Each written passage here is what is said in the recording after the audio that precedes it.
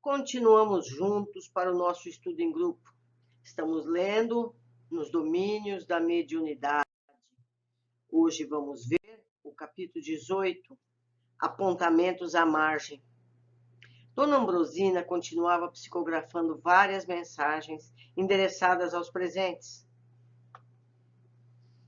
E um dos oradores, sob a influência de benigno mentor da espiritualidade, salientava a necessidade de conformação com as leis divinas para que a nossa vida mental se refaça, fazendo jus a bênçãos renovadoras.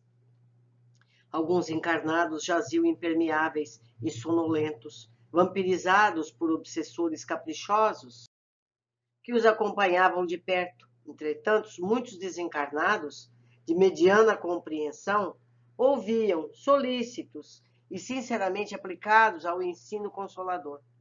Gabriel, de olhos percussientes e lúcidos, a tudo presidia com firmeza. Nenhuma ocorrência, por mínima que fosse, lhe escapava à percepção. Aqui, a um leve sinal seu, entidades escarnecedoras eram exortadas à renovação de atitude. Ali socorriam-se doentes que ele indicava com silencioso gesto de recomendação.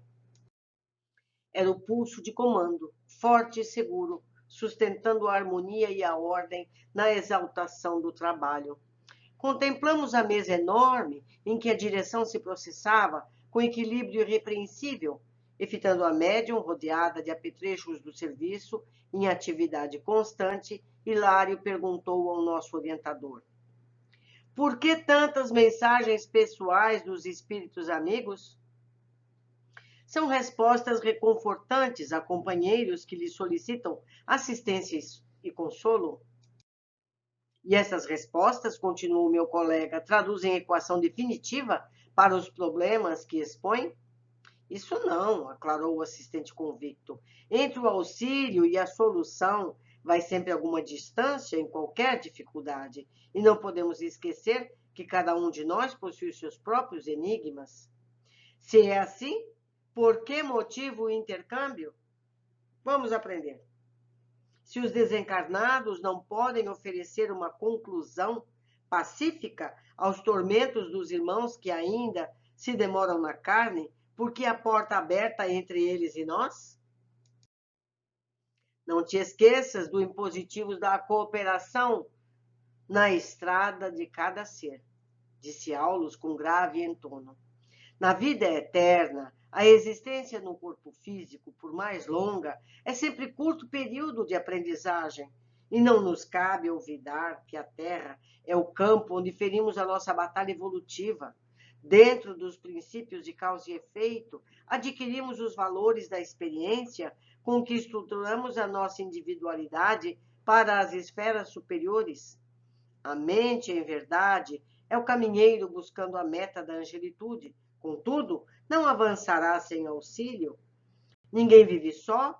Os pretensos mortos precisam amparar os companheiros em estágio na matéria densa, porquanto, em grande número, serão compelidos a novos mergulhos na experiência carnal. É da lei que a sabedoria socorra a ignorância, que os melhores ajudem aos menos bons. Os homens, cooperando com os espíritos esclarecidos e benevolentes, atraem simpatias preciosas para a vida espiritual, e as entidades amigas, auxiliando os reencarnados, estarão construindo facilidades para o dia de amanhã, quando de volta à lide terrestre. Sim, sim, compreendo, exclamou Hilário, reconhecido. Entretanto, colocando-me na situação da criatura vulgar, recordo-me de que no mundo habituamo-nos a esperar do céu uma solução decisiva e absoluta para inúmeros problemas que nos deparam. Semelhante atitude, porém, acentuou o orientador, decorre da antiga viciação mental do planeta. Para maior clareza do assunto, rememoremos a exemplificação do Divino Mestre. Jesus, o governador espiritual do mundo, auxiliou a doentes e aflitos sem retirá-los das questões fundamentais que lhes diziam respeito. Zaqueu, o rico, prestigiado, pela visita que lhe foi feita, sentiu-se constrangido a modificar a sua conduta. Maria de Magdala, que lhe recebeu carinhosa atenção, não ficou livre do dever de sustentar-se no árduo combate da renovação interior. Lázaro, reerguido das trevas do sepulcro, não foi exonerado da obrigação de aceitar mais tarde o desafio da morte. Paulo de Tarso foi por ele distinguido com um apelo pessoal às portas de Damasco. Entretanto, por isso, o apóstolo não obteve dispensa dos sacrifícios que lhe cabiam no desempenho da nova missão.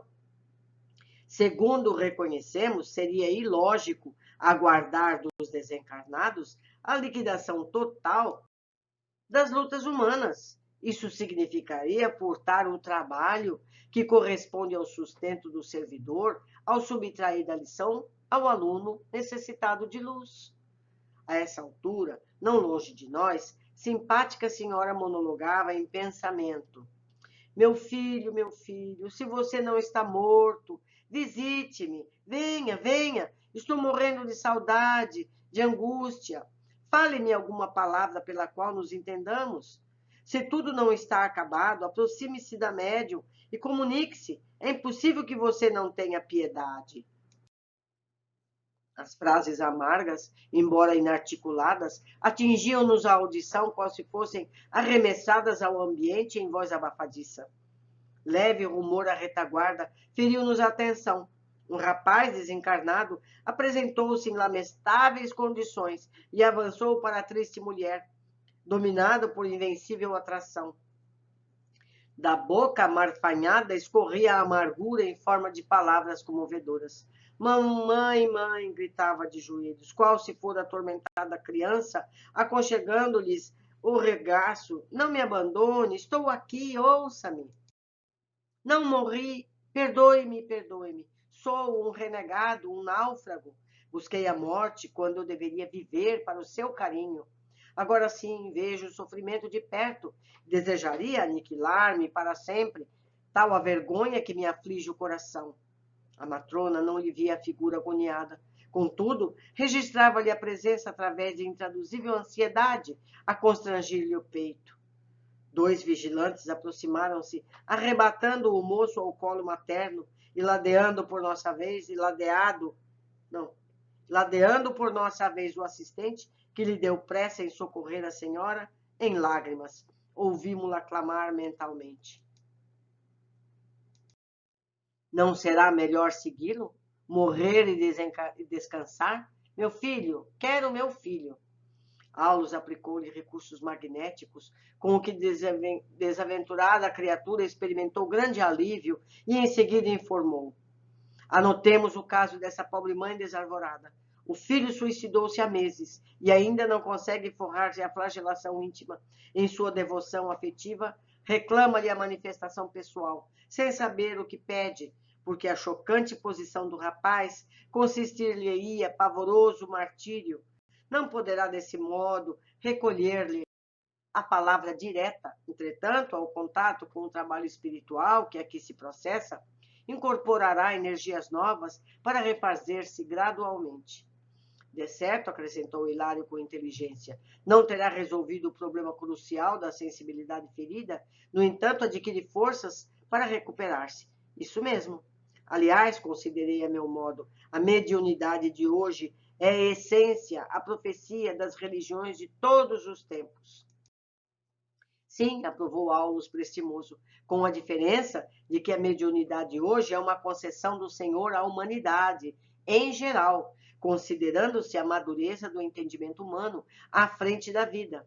O fenômeno mediúnico não é novo, nova é tão somente a forma de mobilização dele, porque o sacerdócio de várias procedências jaz há muitos séculos detido nos espetáculos do culto exterior, mumificando indebitamente ao corpo das revelações celestiais, notadamente o cristianismo, que deveria ser a mais ampla e mais simples das escolas de fé. há muito tempo, como se enquistou no superficialismo dos templos. Era preciso, pois, libertar-lhe os princípios a benefício do mundo, que cientificamente hoje se banha no clarão da nova era. Por esse motivo, o governo oculto do planeta deliberou que a mediunidade fosse trazida do colégio sacerdotal à praça pública, a fim de que a noção da eternidade, através da sobrevivência da alma, desperte a mente anestesiada do povo. É assim que Jesus nos reaparece agora, não como fundador de ritos e fronteiras dogmáticas, mas sim em sua verdadeira feição, de redentor da alma humana, instrumento de Deus. Por excelência, ele se utilizou da mediunidade para acender a luz da sua doutrina de amor, restaurando enfermos, pacificando aflitos e, em muitas ocasiões, esteve em contato com os chamados mortos, alguns dos quais não eram senão almas sofredoras a vampirizarem obsidiados de diversos matizes. E além de surgir no colóquio como Moisés, materializado no Tabor, ele mesmo é o grande ressuscitado, legando aos homens o sepulcro vazio e acompanhado dos discípulos em acendrado amor para que lhe continuasse o apostolado de bênçãos. Hilário esboçou o sorriso de um estudante satisfeito com a lição e exclamou: "Ah, sim, tenho a impressão de começar a compreender." Os trabalhos da reunião tocavam a fase terminal. Nosso orientador percebeu que Gabriel se dispunha a grafar a mensagem de encerramento e, respeitoso, pediu-lhe cunhar alguns conceitos em derredor da mediunidade, ao que o supervisor aqueceu gentil. Dona Ambrosina entrara em pausa ligeira para alguns momentos de recuperação. O diretor da reunião rogou silêncio para o remate dos serviços, e tão logo veemente, reverente aquietação se fez na assembleia. O condutor da casa controlou o cérebro da medianeira e tomou-lhe o braço, escrevendo aceleradamente. Em minutos rápidos, os apontamentos de Gabriel estavam concluídos. A médium levantou-se e passou a lê-los em voz alta. Meus amigos, dizia o mentor, é indispensável procurar a mediunidade, não a chave falsa para certos arranjos inadequados na Terra, mas sim o caminho direto de nossos ajustamentos à vida superior. Compreendendo assim a verdade, é necessário renovar a nossa conceitação de médium, para que não venhamos a transformar companheiros de ideal e de luta em oráculos e adivinhos, com o esquecimento de nossos deveres na elevação própria. O Espiritismo, simbolicamente, é Jesus, que retorna ao mundo, convidando-nos ao aperfeiçoamento individual por intermédio do trabalho construtivo e incessante. Dentro das leis de cooperação, será justo aceitar o braço amigo se nos oferece para a jornada salvadora. Entretanto, é imprescindível não esquecer que cada qual de nós transporta consigo questões essenciais e necessidades intransferíveis. Desencarnados e encarnados, todos palmilhamos extenso campo de experimentações e de provas condizentes com os impositivos do nosso crescimento para a imortalidade.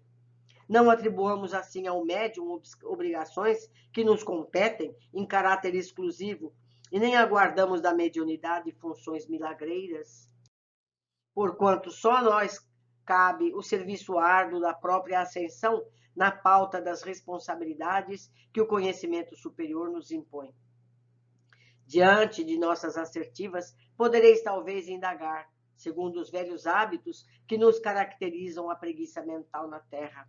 Se o Espiritismo e a mediunidade não nos solucionam os enigmas de maneira absoluta, que estarão ambos fazendo no santuário religioso da humanidade? Responder-vos-emos, todavia, que neles reencontramos o pensamento puro do Cristo, auxiliando-nos à compreensão para mais amplo discernimento da realidade. Neles recolhemos exatos informes quanto à lei das compensações, equacionando aflitivos problemas do ser, do destino e da dor e deixando-nos perceber, de alguma sorte, as infinitas dimensões para as quais evolvemos. E a eles devemos, acima de tudo, a luz para vencer os tenebrosos labirintos da morte, a fim de que nos consorciemos, afinal, com as legítimas noções da consciência cósmica. Alcançadas semelhantes fórmulas de raciocínio, perguntaremos vós outros, por nossa vez: Acreditais seja pouco revelar a excelsitude da justiça? Admitis seja desprezível descortinar a vida em suas ilimitadas facetas de evolução e eternidade? Reverenciemos, pois, o Espiritismo e a mediunidade como dois altares vivos no templo da fé, através dos quais contemplaremos de mais alto a esfera das cogitações propriamente terrestres, compreendendo, por fim, que a glória reservada ao espírito humano é sublime e infinita no reino divino do universo. A comunicação psicográfica tratou de outros assuntos, e fim da sua leitura, breve oração de reconhecimento foi pronunciada, e enquanto os assistentes tornavam a conversação livre, Hilário e eu, ante os conceitos ouvidos, passamos a profunda introversão para melhor aprender e meditar. Esses últimos capítulos nos mostraram como deveria se processar um trabalho espírita. Começa a reunião, é feita uma prece de abertura, não é verdade? Em seguida, uma leitura de uma passagem do Evangelho, em seguida, a explanação dessa passagem pelos que estão mais preparados, que estão na mesa, eventualmente por alguém mais da plateia que queira uma explicação mais detalhada, não é verdade? Em seguida, vamos aos passes, vamos à psicografia. Por que a psicografia é importante? Foi dito aqui, muitos dos espíritos que estão nessa plateia não acreditam em outros espíritos, muitos nem enxergam esses espíritos. Então, através da mensagem psicografada, é um encarnado que vai ler. Esse encarnado pode ser visto por esse espírito e aprende a lição e ouve a lição, assim como ouviu a explanação do Evangelho. Não é verdade? Quem garante que ele vai no cursinho de Evangelho? Difícil. Mas na reunião, seguindo a pessoa, ele vai e escuta a explanação evangélica. E depois escuta a psicografia destinada a ele. Assim como muitas psicografias confortam mães, pais, filhos que perderam seus entes queridos. Não é simples. Atualmente temos visto mediunidade apenas cuidando de obsessão. Não há espaço para mensagens edificantes. Não é verdade? Precisamos pensar nisso e corrigir erros que estejamos cometendo. Mas vamos a observações que eu fiz nessa hora. Vamos lá. Hilário pergunta sobre a eficiência das mensagens psicografadas. Se estas não trazem soluções para os problemas das pessoas presentes. Não traz solução. Se é assim, por que motivo o intercâmbio? Responde Aulus. Não te esqueças do impositivo da cooperação na estrada de cada ser. É da lei que a sabedoria socorra a ignorância, que os melhores ajudem os menos bons. O que importa é a lição dada. O aprendizado é aproveitado pelos que estão prontos. Mas se não tem mediunidade desse tipo no centro espírita, como é que fica? Não é verdade? Seguindo, Hilário se refere ao hábito humano. Recordo-me de que no mundo habituámo-nos a esperar do céu uma solução decisiva e absoluta para inúmeros problemas que se nos deparam. Responde Aulus, semelhante atitude decorre de antiga viciação mental no planeta. Jesus, o governador espiritual do mundo, auxiliou a doentes e aflitos, sem retirá-los das questões fundamentais que lhes dizem respeito. O que importa é a ajuda, a renovação cabe a cada um de nós em seu devido tempo. A espiritualidade nos manda as mensagens renovadoras. Cada um vai aproveitar o ensino segundo as suas disposições de aprimoramento. Então, a lição precisa ser dada. O que sabe tem que ensinar o que não sabe. Não é verdade? Meus amigos, deixo aqui meu e-mail, meu contato. Eu espero que vocês tragam para mim equívocos que eu tenha feito, detalhes que eu deixei de comentar, para que isso possa realmente ser um estudo em grupo. vocês comigo, não é? Espero todos vocês no nosso próximo capítulo.